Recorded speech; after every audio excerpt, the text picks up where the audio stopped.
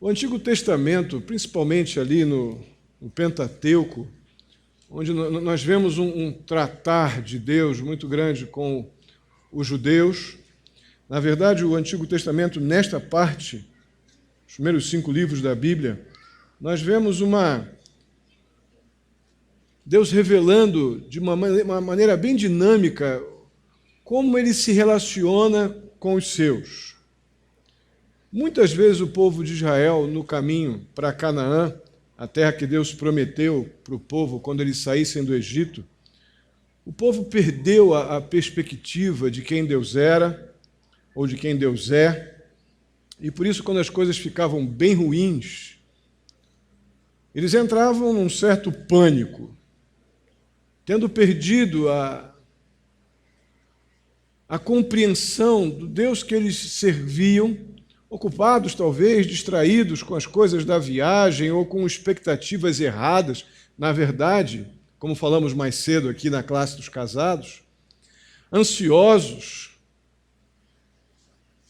já tentando criar situações boas ou ruins para as coisas por vir, e Deus apenas mandou que eles fossem para Canaã.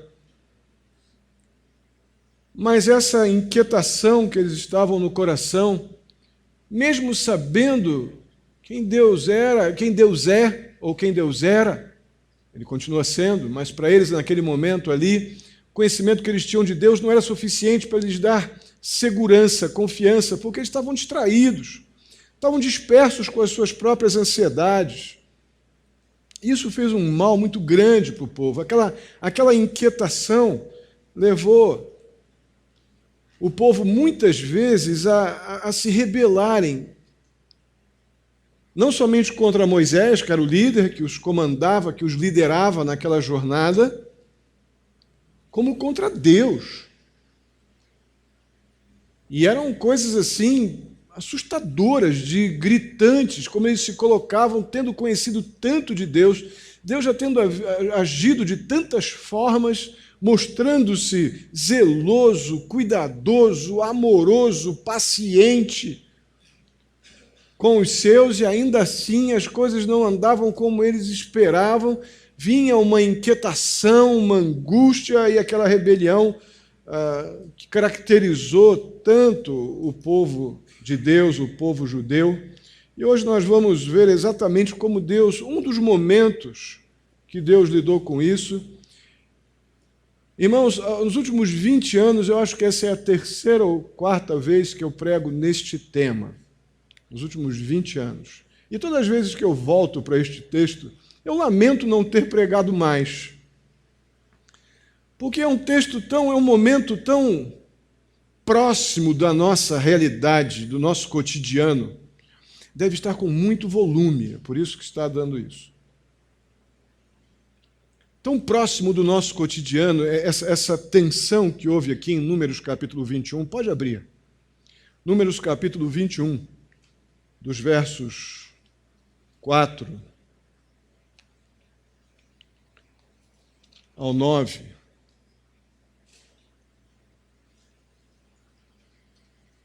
O que estava acontecendo no coração do povo neste momento, em muitos outros momentos semelhantes a esse, mas esse em especial, é a tal da maldita ansiedade que vem com os seus parceiros do mal, que é a murmuração, que é a incredulidade, a indisciplina. Esses companheiros terríveis que fazem com que a ansiedade se ancore no coração de pessoas que conhecem a Deus. Esse povo conhecia Deus. Eles não ignoravam o Senhor. Deus os conhecia também, muito. E é isso que faz deste momento aqui algo que tem uma profunda relevância com a nossa vida hoje. Vamos ler os versos 4 a 9 do capítulo 21 e depois vamos orar. Partiram eles do monte Or, pelo caminho do Mar Vermelho, para contornarem a terra de Edom. Mas o povo ficou impaciente no caminho e falou contra Deus e contra Moisés, dizendo: Por que vocês nos tiraram do Egito para morrermos no deserto? Não há pão, não há água, e nós detestamos essa comida miserável. Então o Senhor enviou serpentes venenosas que morderam o povo, e muitos morreram. O povo foi a Moisés e disse: pecamos quando falamos contra o Senhor e contra você. Ore pedindo ao Senhor que tire as serpentes do meio de nós. E Moisés orou pelo povo. O Senhor disse a Moisés: faça uma serpente e a coloque-a no alto de um poste. Quem for mordido e olhar para ela viverá. Moisés fez então uma serpente de bronze e a colocou num poste. Quando alguém era mordido por uma serpente e olhava para a serpente de bronze, permanecia vivo. Oremos. Bondoso Deus, mais uma vez honramos ao Senhor, glorificamos o Teu nome pela Tua graça, pela Tua bondade, pela salvação que recebemos através da obra de Cristo em nosso favor. Te agradecemos, ó Pai, por estarmos aqui, porque o Senhor soberanamente nos ajuntou. E por isso eu peço a Deus, mais uma vez, que pela Tua misericórdia, ó Pai, sejamos alcançados pela Tua palavra, que o Teu Espírito Santo ilumine nossa mente e nosso coração, para que possamos, ao ouvir a Tua palavra, aplicá-la às realidades da nossa vida, que haja edificação, confissão de pecados, ó Deus, saímos daqui renovados para uma vida mais confiante, dependente, ó Pai, e comprometida contigo. Assim eu te peço, ó Deus, em nome de Jesus. Amém. A gente pede ventilador. Povo, nós somos terríveis. A gente pede ventilador. Aí Deus dá o ventilador. Deus dá auxílio para a gente para consertar o ventilador. Aí a gente fica querendo pregador para segurar a página da Bíblia que não sei. Ô, povo duro, né? Falando dos judeus aqui, né? Coisa séria. Muito obrigado, Cido, pelo ventilador. Irmãos, a maneira como Deus tratou o povo. Eu vou continuar agradecendo, Cido. Obrigado. Vou tudo aqui, mas eu vou continuar agradecendo. A maneira como Deus tratou o seu povo, aqui neste momento, em particular, que nos chama a atenção, essa imagem que estamos vendo aqui, é uma imagem desconfortável, não é? É uma imagem que nos causa uma certa inquietação, uma serpente pendurada numa haste. Tanta coisa, obrigado, tanta coisa para Deus colocar pendurada numa haste, foi colocar uma serpente, né? É que nós temos essa natural inquietação com o animal propriamente dito. Mas a ideia ela é bem objetiva. A ideia ela é muito significativa. A ideia com essa proposta de algo que estava ferindo o povo ali ao redor daquele local que estava Moisés, que era uma serpente. E Deus manda que Moisés coloque aquela serpente no alto de uma haste. Aquilo tem um impacto futuro, que vamos ver mais adiante, muito interessante. Mas o objetivo dessa correção, dessa dura correção, era fazer com que eles pensassem, voltassem a olhar para o Senhor, parassem de olhar para os seus interesses temporais como se eles pudessem ter provido para si alguma coisa daquilo que estavam desfrutando, como água e comida e vida e liberdade, como se eles pudessem ter feito qualquer coisa por aquilo, passassem a enxergar a providência de Deus naquela circunstância. E naquele momento, diante de uma crise de incredulidade, uma crise de ansiedade, Deus permite uma duríssima prova. Aquele povo muito dura, para que eles voltassem a olhar para o Senhor como a única fonte segura de esperança. Meus irmãos, ver a nossa vida numa visão teocêntrica ou seja, Deus no centro de tudo, é algo que muitas vezes vai ser um grande desafio. Nós comentávamos mais cedo aqui na classe, escola dominical dos adultos, saber que Deus é soberano sobre todas as circunstâncias que nos envolvem. Quando as coisas estão dando certo, nós somos rápidos em dizer glória, aleluia, vamos à igreja, vamos orar, oh, que bênção, vamos cantar. Agora, pensar na soberania de Deus sobre todas as coisas, quando as coisas estão dando errado aos nossos olhos, quando as coisas não estão funcionando nos critérios naturais para este mundo, as coisas não estão andando. Ou estamos desempregados, ou estamos sem saúde, alguma crise relacional, enfim, as coisas que nós estamos expostos nessa vida. E aí pensar num Deus soberano que vê tudo e permitindo aquilo nos faz fazer questionamentos do tipo, onde é que está Deus? O que está vendo? Será que Deus não me ama mais? Deus é mau? Deus é ruim? Aquele mesmo Deus que antes, quando as coisas estavam dando certo, nós dizíamos, oh Deus, obrigado, Tu és maravilhoso. Aquele mesmo Deus. Deus está trazendo o povo para junto dele, através de uma duríssima disciplina, depois de tantos cuidados, de tanta provisão do Senhor desde a saída do Egito, para que eles parassem de olhar para a vida ao redor do umbigo de cada um e começassem a olhar para as suas vidas numa perspectiva onde Deus está no centro de tudo, e eles precisam contemplar a glória, a majestade, o poder, a soberania, o amor, a justiça e a santidade de Deus sempre. Nos momentos difíceis e nos momentos bons, Deus continua Deus. E Deus permite este grande e difícil momento para ajudá-los a ter uma perspectiva teocêntrica da vida. Deus no centro de tudo. E nós vamos ver um pouco dessa disciplina, vamos tirar 3 lições bem objetivas, bem práticas para a nossa vida desse momento tão delicado que encontramos aqui em nosso texto. A primeira delas é que esse espírito de murmuração, de incredulidade, de desconfiança da bondade de Deus, ele se estabelece quando a gente decide dar ouvidos a que um ou outro está falando e não mais dar ouvidos àquilo que Deus já disse, aquilo que nós já conhecemos de Deus. A gente para de ouvir o Senhor para começar a ouvir o que um ou outro está dizendo, falando daquela circunstância que, por mais difícil que esteja, Deus continua Deus. E quando tiramos os olhos e os ouvidos daquilo que sabemos do Senhor, da sua providência, da sua graça em toda a gestão, o controle da nossa vida, a gente miseravelmente murmura.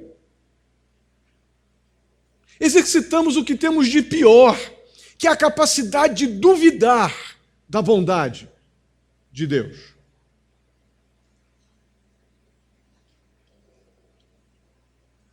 O texto nos diz,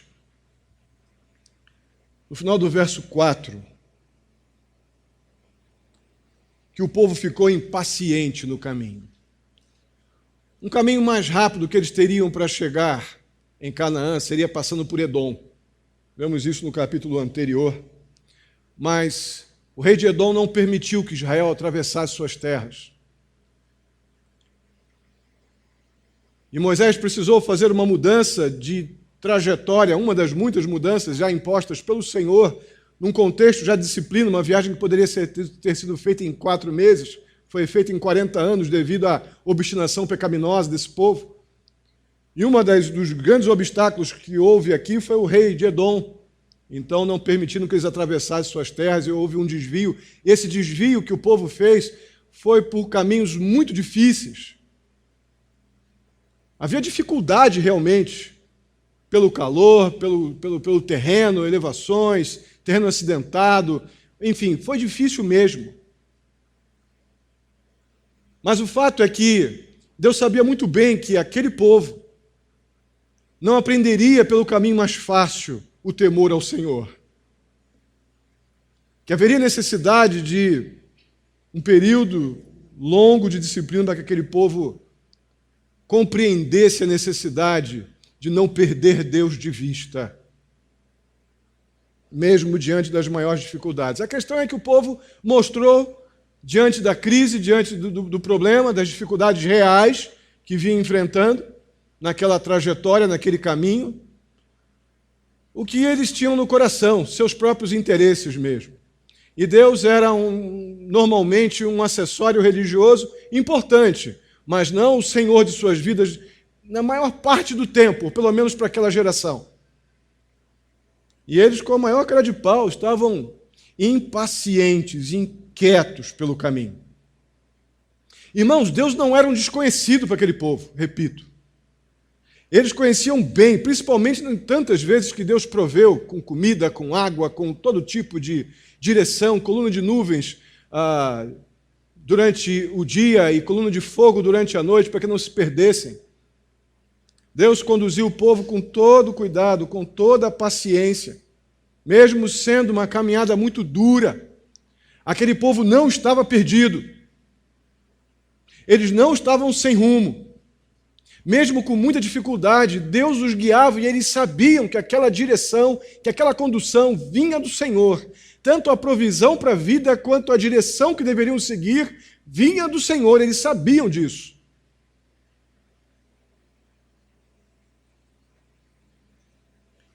Deus alimentava o povo com pão do céu, irmãos, Êxodo 16:4. Aquela providência especial do pão, aquele pãozinho quente de manhã, que eu volta e meia comento aqui quando falo que as misericórdias do Senhor se renovam a cada manhã, para que não sejamos consumidos, né? Já disse em outras ocasiões que a padaria celestial mandando pão quentinho para a gente todos os dias. Isso é uma brincadeira, é lógico, né? Mas padaria no céu seria interessante, né? Aqui eu estou aqui no gabinete e toca aqui o alarme, a sirene dessa padaria nova aqui.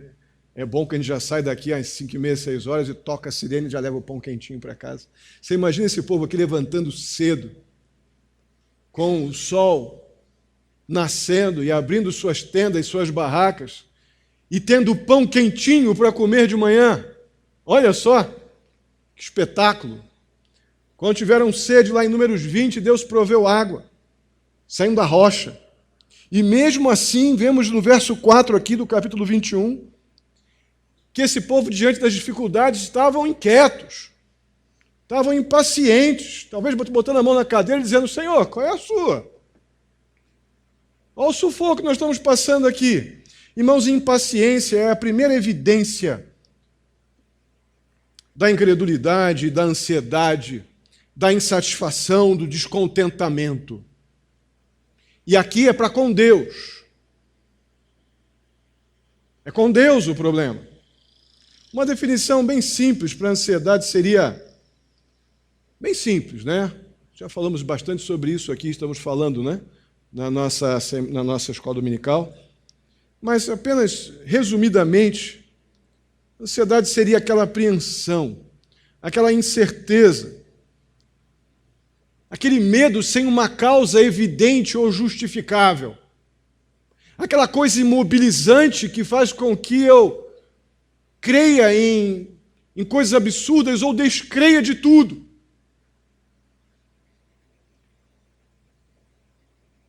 E repito que, apesar das dificuldades, os judeus não tinham, como muitos de nós, na maioria das vezes. Irmãos, eu olho para vocês aqui e vejo vocês bonitos, arrumadinhos. A maioria aqui, bonitos, dá para quebrar o galho aí, um outro ali, dá para... Né? Mas tão bonitinhos. Deus é maravilhoso, né? Melhora aí a coisa outra. A maioria de nós estamos empregados. Falei isso um dia desse. Por mais dificuldades que nós tenhamos, um probleminha de saúde aqui ou ali, nós estamos bem. A maioria de nós está bem. Temos que orar pelo seu João, que está voltando a ter aquela dificuldadezinha de coluna. Vamos orar por ele ao final do culto, mas pela graça de Deus, estamos aí com as nossas lutas e naturais da vida. Temos tido tudo do Senhor. Por mais lutas que tenhamos, Temos tido toda a provisão. Nós, como esses judeus aqui, não temos motivos para permitir um coração incrédulo, insatisfeito, impaciente, descontente, ansioso para com as coisas que o Senhor tem provido em nossa vida, com os cuidados do Senhor em nossos dias. Não temos, avalie honestamente, veja se é justificável termos medo do amanhã, olhando para tudo que Deus tem feito por nós, desde o mais importante, que é o perdão de pecados, a graça salvadora de Deus que nos alcançou e nos libertou da escravidão do pecado, nos libertou da morte eterna, até os cuidados mais simples do nosso dia a dia, nós temos visto os cuidados do Senhor. Amém? Nenhum de nós pode dizer o contrário. Mas nós, como esses judeus aqui naqueles dias, temos uma tendência a esse estranho sentimento, que eu vou ainda trazer à luz algumas características da ansiedade: impaciência, intolerância. Irmãos, a ansiedade exige atenção contínua. Por quê? Porque principalmente quando nós começamos a não conseguir, a ansiedade consegue algum tipo de espaço na nossa vida, porque às vezes nós somos articulados, nós somos virados, né? A expressão, desculpe a expressão, mas safos, né? Aquelas pessoas que sabem dar um pulo aqui, um pulo ali. E às vezes a gente manipula tanta situação que consegue se dar bem por algum tempo. Mas chega num determinado momento que a gente não consegue mais e começa a vir aquele sentimento de perda, de medo, de angústia. E aí, daquele sentimento de eu posso, eu consigo tudo, eu sou safo, eu pulo muito rapidamente para o outro extremo: ninguém me ama, ninguém me quer, não consigo nada, agora eu estou com medo, estou em crise, e agora? Essa instabilidade emocional também é consequência de expectativas desacerbadas, descontroladas, que na verdade é a tal da ansiedade que faz que a gente crê em coisas absurdas, para o bem e para o mal. E daqui a pouco a gente começa a exigir que as pessoas nos cerquem, porque nós nos tornamos os verdadeiros pobrezinhos de Jesus, que precisam de tudo e de todos, senão não vou poder, não vou conseguir. E quando as pessoas não dão o que eu julgo que preciso, eu me sinto abandonado, rejeitado, e ninguém me ama, e assim vai. A ansiedade cria isso. E algum de nós tem alguma fração de milésimo de segundo da sua vida tem motivo para questionar os cuidados do Senhor? Se nós formos bem honestos, vamos dizer que não, Deus tem cuidado de mim sempre. Mesmo quando eu não dou a menor para Ele. Quando eu caio em si mais à frente, Deus resgata a minha visão teocêntrica da vida, eu vejo quanto Deus cuidou de mim, apesar de mim. A ansiedade também gera uma visão irreal das coisas, dos fatos. Ela nos torna suas vítimas. A ansiedade nos torna pessoas egoístas, egocêntricas, difíceis de conviver. Tira a capacidade de pensar na verdade. Nós acreditamos, nós tornamos as nossas mentiras as únicas verdades da nossa vida. Nem as Escrituras são capazes de nos remover das nossas mentiras que nós já decretamos como verdades. A ansiedade é um inimigo poderoso e é pecado. Temos visto isso no EBD.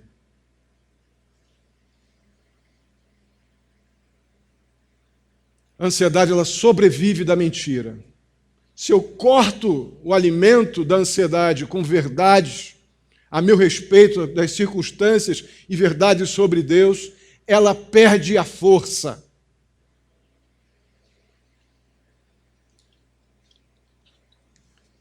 Por outro lado, o contrário da ansiedade é a paciência bíblica. A paciência bíblica, ela nos leva a confiar no Senhor, a esperar na providência soberana de Deus, que vai concretizar, segundo a vontade de Deus, aquilo que precisamos. Não o que nós já decretamos com a nossa ansiedade, mas Deus, segundo a sua providência, Ele vai no seu tempo vir ao nosso encontro com a sua perfeita e paciente, cuidadosa vontade. Esse esperar da vontade do Senhor, este confiar na providência divina, eu não estou sugerindo aqui uma apatia, um estado de, desculpe mais uma vez o termo que eu vou usar, mas de leseira. Eu não compreendo esta confiança na providência divina e essa esperança confiante da vontade do Senhor se realizando em minha vida através da paciência bíblica, como apatia, mas eu creio que o nome disso é fé prática em Deus e na sua palavra. E algumas características da paciência bíblica. Sem dúvida é um fruto do Espírito. É uma capacidade que recebemos de Deus. Aquela expressão que vemos lá em Gálatas 5, longanimidade, essa palavra significa paciência cumprida. Eu, pastor lá no Rio, sempre disse que longanimidade significa aquela paciência que tem a curva ali, ela dobra, a gente não vê mais onde ela vai, mas ela continua. Ela faz a curva e prossegue. Sem dúvida, não é algo que nasce naturalmente na gente, não. O que nasce na gente é o pecado. E o pecado nos leva à ansiedade.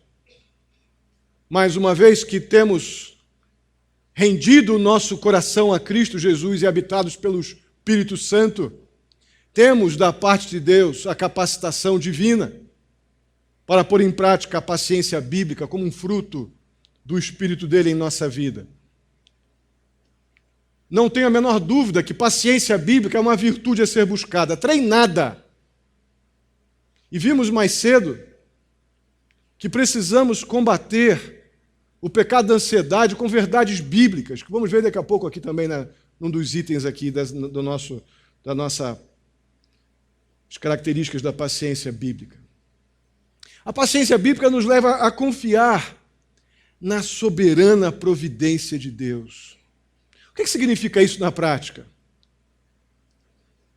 Compreender que eu erro nos meus projetos, nos meus planos, por mais habilidoso que eu seja, mas Deus não erra nunca. Você crê nisso? Se você crê, diga amém. Deus não erra nunca. Crer na soberana providência de Deus é entender que mesmo que eu não compreenda exatamente o que está acontecendo, Deus sabe tudo sobre amanhã, sobre depois de amanhã, e Ele vai me dar para cada dia tudo o que eu preciso para lidar com a maior tristeza ou com a maior alegria, o Senhor proverá. Isso é a prática do confiar na soberana providência de Deus. E não há dúvida que a paciência bíblica ela sempre vai nos levar a pensar no que é verdade e não no que é mentira. Não no que a nossa ansiedade projeta para o amanhã, como se nós soubéssemos alguma coisa sobre amanhã, mas nos leva a pensar nas verdades que temos da parte de Deus, inegáveis, irrefutáveis, infalíveis, inerrantes. A paciência bíblica nos conduz a isso. Irmãos, não é algo naturalmente desejável, mas é muito possível e provável nós termos dificuldades no exercício da paciência, não é? Paciência é alguma coisa fácil para alguém? É sempre um desafio enorme. Então não é desejável, mas é possível que nessa realidade, nessa dinâmica de vida, neste mundo ainda, lutando contra o nosso pecado e as tantas pressões e tensões que o mundo nos impõe, o exercício da paciência é uma virtude que vem de Deus, é uma capacitação que vem a nós mediante o poder do Espírito Santo, o próprio Espírito do Senhor que habita em nós, e isso precisa ser alimentado, exercitado com oração, com comprometimento com as Escrituras, com vida cristã aqui, como envolvido nas coisas do Senhor, para que estejamos consistentemente renovados a cada dia, para lidar com as muitas tensões da vida. Então, neste mundo, não vai ser uma coisa simples, mas vai ser possível exercitarmos a paciência bíblica. Mas perder a paciência com Deus, irmãos, é dramático. Perder a paciência de Deus é desconfiar de que Ele tem um controle perfeito da nossa vida, e o nome disso é incredulidade. O que aquele povo lá, que os judeus estavam fazendo neste episódio que estamos tratando aqui, eles estavam miseravelmente perdendo a paciência com Deus. O povo no versículo 5 estava tão perdido em suas motivações que eles colocaram Deus e Moisés no mesmo pacote e com a maior cara de pau: por que vocês nos tiraram do Egito? Vocês, Deus e Moisés. Eu imagino mão na cadeira. Como é que vocês fazem um negócio desse? Que loucura! Que absurdo! Mas Deus permitiu tudo aquilo para que eles pudessem perceber que eles eram os grandes responsáveis pela crise que eles estavam passando, e permitiu também aquilo para mostrar para eles a total carência, a ausência de confiança, de fé no Senhor, que os livrou, que cuidou deles até ali com tanto zelo, fazer com que eles percebessem, enxergassem isso dentro deles. Irmãos, é assustador como esse tipo de coisa acontece conosco. É assustador. Eu tenho vergonha e temor com a facilidade que nós temos para procurar culpados por nosso fracasso, pelos nossos desacertos. Quando o problema nosso, normalmente, é desconfiar da bondade de Deus. Mas a gente, na maior careta de pau, coloca a mão na cadeira e chega para Deus: Senhor, qual é a tua? Não falamos assim, não. A gente faz coisas piores. A gente deixa de orar, a gente não lê a Bíblia, a gente não vai à igreja, a gente começa a procurar pessoas. Não vou por causa daquilo, aquele ali não olhou para mim, aquele não falou comigo. Ah, o pastor olhou para mim meio torto hoje, o pastor estava me acusando de alguma coisa. E começamos a procurar as coisas mais diversas. Criamos as mentiras, cremos nas mentiras como verdades e nos afundamos em nosso masoquismo espiritual, nas nossas frustrações espirituais. E Deus, bondosamente, normalmente nos retira desses ambientes de morte que nós nos colocamos. Bondosamente, pacientemente, como fez com o povo ali naquele momento. A ansiedade que se manifesta na impaciência, ela gera sempre esse espírito de reclamação, de murmuração, que tira de nós a capacidade de pensar naquilo que é verdade. Tira mesmo. A gente só começa a acreditar nas invenções que a nossa cabeça cria e assim vai. E nos faz acreditar, sim, nas coisas mais loucas, mais absurdas. Como a gente vê aqui no verso 5. É louco o que esses caras fizeram. É absurdo. E a prática da paciência bíblica requer temor ao Senhor. Mas é doido o que esses caras fizeram aqui no verso 5. Depois de criar as maiores invenções e acusações para justificar um coração completamente egoísta, egocêntrico, eles viram para Deus e dizem assim: nós detestamos esse pão que o Senhor manda para a gente de manhã. Isso é coisa louca. Isso é absurdo. Nós detestamos essa comida miserável. Irmãos, quando Deus fez chover pão do céu, o maná, Deus não estava apenas dando comida para o povo, não. Deus estava dando um sinal inconfundível da sua presença, do seu amor, do seu cuidado com aquele povo. Era algo que era impossível de negar, que era Deus cuidando deles. Agora, quando o povo rejeitou o pão, eles não estavam apenas rejeitando o sabor do pão. Eles estavam rejeitando a provisão de Deus. Eles estavam rejeitando os cuidados do Senhor, a própria presença de Deus. É como se eles dissessem: nós temos completo repúdio, completa aversão a essa maneira como o Senhor nos trata. Essa presença do Senhor no nosso meio é algo miserável. Olha o que nós estamos passando. É como se eles estivessem dizendo isso. Irmãos, o assustador é que a gente não... A gente pede um emprego para o Senhor. Senhor, estou precisando de trabalho. Estou alguns meses desempregado, estou no aperto, Senhor, eu preciso de um trabalho. Me abre uma porta. Aí as coisas acontecem, vai Deus e abre uma porta. Aí na segunda semana você já passou novidade, você já sabe que o encarregado é ruim, o ambiente de trabalho é meio complicado, o trabalho é pesado.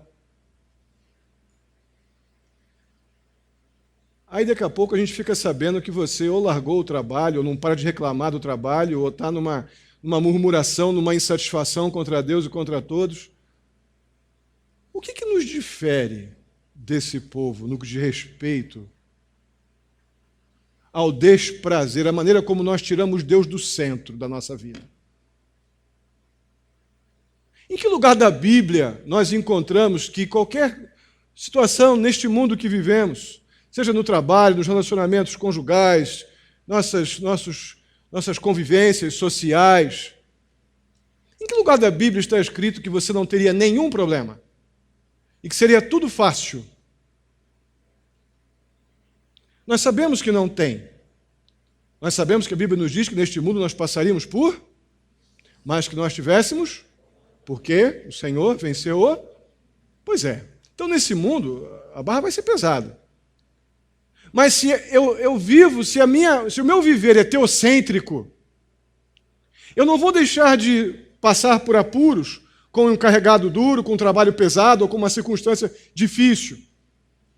Mas eu terei do Senhor tudo o que eu preciso para esperar um livramento, para me capacitar, para passar por aqueles apertos ali, com toda a provisão suficiente para não murmurar contra o Senhor, porque o Deus que me proveu é o mesmo que está me mantendo ali. O mesmo Deus que eu pedi um trabalho, pedi um casamento, pedi um carro, pedi uma escola, uma faculdade, enfim. É o mesmo que vai te capacitar a lidar com os problemas. Agora, você não quer problema? Morra! Com todo carinho. Porque se cremos em Jesus, vamos estar no céu com o Senhor. Aí não teremos mais problema. Amém? Mas enquanto isso, nós temos que ter uma visão de vida teocêntrica, para que possamos lidar com as alegrias e tristezas, com os olhos fixos no autor e consumador da nossa fé, crendo que Deus proverá com aquilo que precisamos, tanto na alegria quanto na dor. É isso que aquele povo estava precisando. Não era um pão com coco ou creme. Não era uma mudança no pão. Era uma compreensão de que a provisão e os cuidados vinham do Senhor, que não os deixou em momento nenhum, como não deixa nós também. Amém? Uma segunda lição importante que a gente aprende desse episódio aqui, no verso 6, nós aprendemos que Deus não negocia com terrorista. Ah, não, de forma alguma. Deus não negocia com rebelde. A gente vê aqui no verso 6 que Deus não faz nenhum tipo de acordo com o murmurador. Deus não faz acordo com o rebelde, pelo contrário. Ele retira do meio do seu povo essas pessoas. Olha o que diz o verso 6. Então o Senhor enviou serpentes venenosas que morderam o povo e muitos morreram.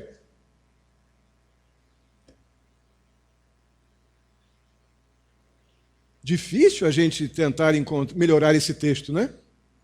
Para compreender o seu significado. Vou melhorar o que aqui? Porém, a disciplina do Senhor sempre tem um caráter muito educativo. O Senhor, quando nos disciplina, o projeto do Senhor é nos reconciliar com Ele, trazer o seu povo de volta para Ele. Mesmo que, nesse processo, o rebelde precise sofrer a disciplina, e no Antigo Testamento vemos a morte física como uma realidade da disciplina do Senhor. No Novo também, né? Atos 5, vemos lá com Ananias e Safira. Deus continua sempre Deus em todas as Escrituras. Mas esse caráter restaurador, educativo da disciplina é muito interessante. Na primeira parte do verso 7, nós vemos que essa disciplina dura e imediata do Senhor, ela gerou aquele tão necessário reconhecimento do pecado e confissão do pecado. Verso 7, a primeira parte diz assim, o povo em choque, olhando aquilo, e agora, e se arrependem e confessam, pecamos quando falamos contra o Senhor e contra você, é o que eles dizem para Moisés naquele momento. Vamos trazer isso para a gente de novo? Irmãos, por que nós precisamos apanhar para fazer o que é certo? Por que nós precisamos de serpentes nas nossas pernas, da ameaça da morte, para fazer aquilo que nós temos aprendido do Senhor? E aqui a proposta do Senhor é um relacionamento de temor ao Senhor, de gratidão, de alegria, de confiança. Nada mais do que isso. Na verdade, é tudo isso que abraça todos os momentos da nossa vida. Não desconfiar da bondade, da justiça de Deus, seja na alegria ou nas dificuldades que a vida impõe.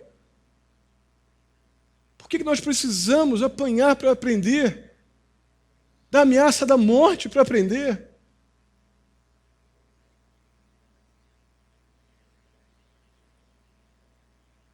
Ainda assim, que grande consolação há para aquele que, após a correção, após a disciplina que vem do Senhor, se arrepende.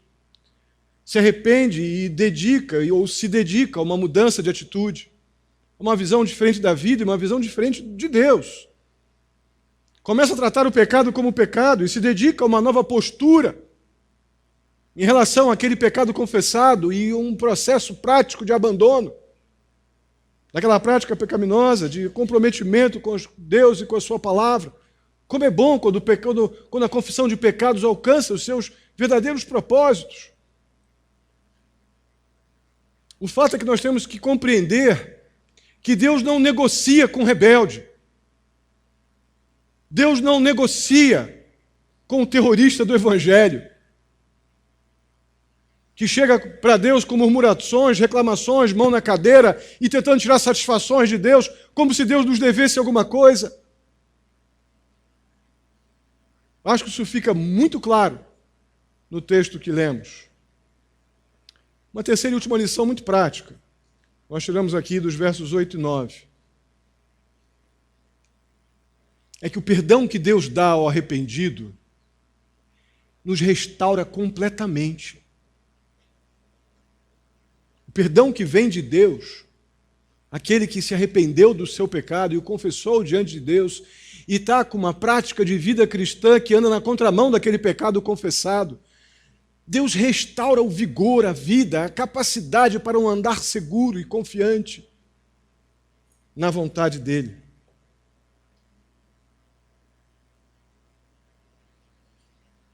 Aquele povo estava até então incrédulo e realmente morrendo. Deus ouve então o pedido de socorro que Moisés faz a pedido do povo. No verso 7, providencia então a solução ou remédio para aquele mal, para aquela angústia que eles estão, para aquele problema das serpentes ali mordendo os pés. O povo pede: Moisés, estamos arrependidos, fala com Deus. E Moisés pede e Deus dá a cura. Agora, para qual dos males? Da praga das serpentes ou da praga da incredulidade? Ou para a praga do descontentamento? Eu tenho convicção que das duas pragas. E Deus ordena a Moisés que ele faça uma serpente.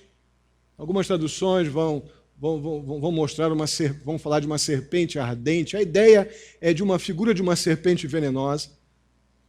Coloca então no alto de um poste.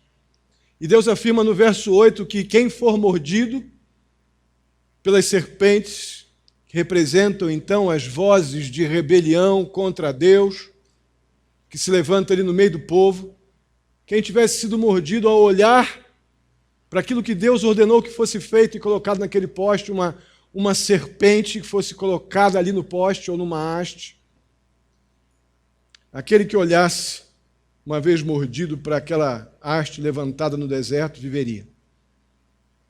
Irmãos, eu tenho absoluta convicção que Deus com isso já preparava o coração do seu povo para aquilo que estava por vir, que celebramos nos últimos 2 domingos, ou seja, todo aquele que confiantemente olhar para Cristo Jesus levantado na cruz, como oferta de Deus pelo meu e pelo teu pecado, mesmo já tendo sido um dia afetado, envenenado pelo pecado.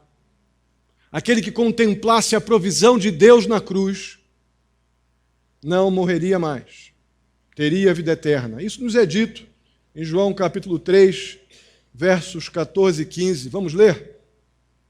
Da mesma forma como Moisés levantou a serpente no deserto, assim também é necessário que o Filho do Homem seja levantado, para que todo o que nele crê tenha a vida eterna.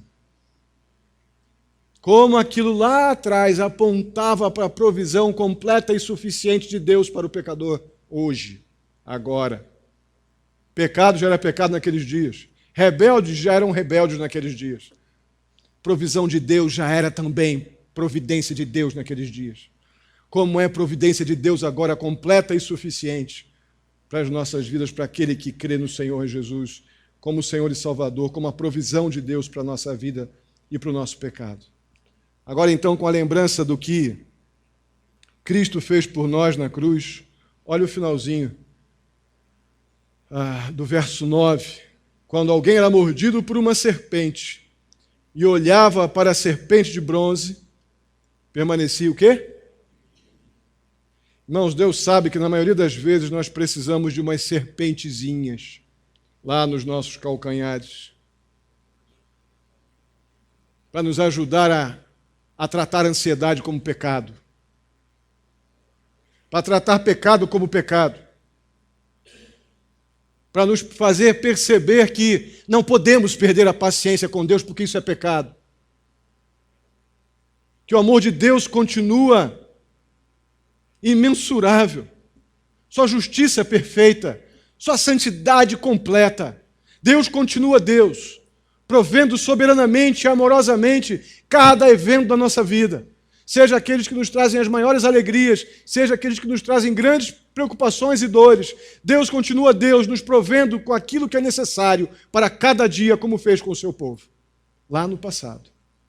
Deus nos proveu de forma completa e suficiente com Jesus Cristo. Todo aquele que tem os olhos fixos na cruz tem do Senhor tudo o que precisa para esta vida e para a vida vindoura.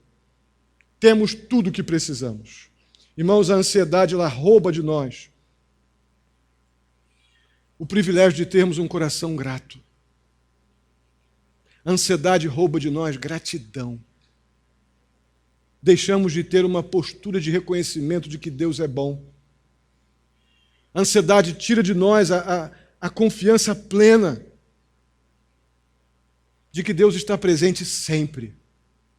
Que Deus não nos troca, não nos larga, não nos deixa. A ansiedade tira de nós a segurança da provisão suficiente de Deus para todos os dias. A ansiedade é pecado.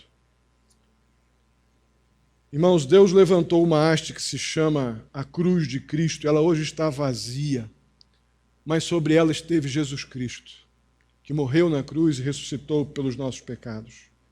A promessa de Deus é que todo aquele que confiantemente olhar para Cristo Jesus será curado do veneno da murmuração, será curado do veneno da rebelião, da incredulidade, ficando liberto então da maldita escravidão, da morte, do pecado, e recebendo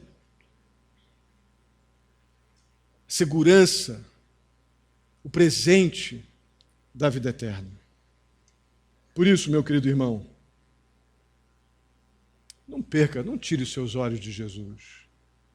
Não tire os seus olhos dessa cruz vazia. Essa cruz vazia significa que o nosso Redentor vive e cuida de nós. Até o dia que Ele virá nos buscar em glória, estaremos para sempre com Ele, desfrutaremos de toda a providência de Deus, mas precisamos ficar com os nossos olhos fixos. Olhe para Cristo Jesus e viva dignamente. Viva como um salvo do Senhor Jesus Cristo. Não viva como um descontente. Viva como um plenamente satisfeito, não porque acabaram os problemas, mas porque temos do Senhor a provisão necessária para todos os dias. Amém? Vamos ficar de pé e vamos orar.